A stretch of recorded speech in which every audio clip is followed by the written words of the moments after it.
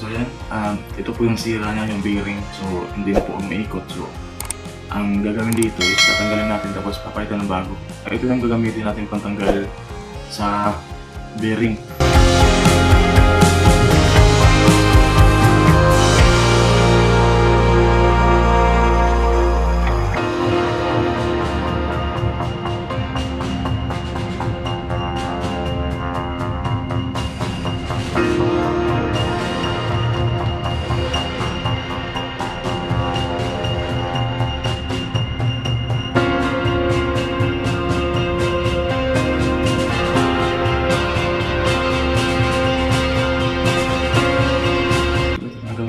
So ito tanggal po yung yung silang bearing niya.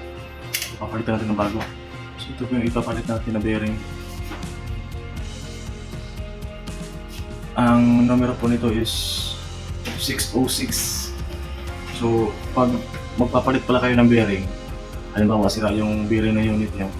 So para hindi kayo mahirapan, yung niya, yung binaklas niyo na bearing, may numero. Titignan niyo lang dito sa plate niya, may nakalagay dito na numero.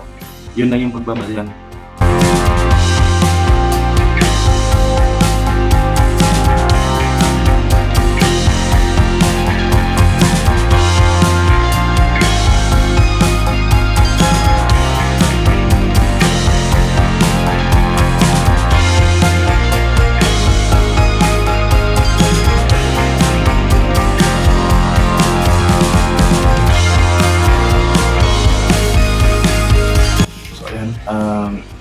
Nakikabit na po natin. So, pag pinapalitan nyo ng bago yung bearing, mas mabuti na yung ipupukpuk nyo is yung rubber mallet, yung rubber na hammer.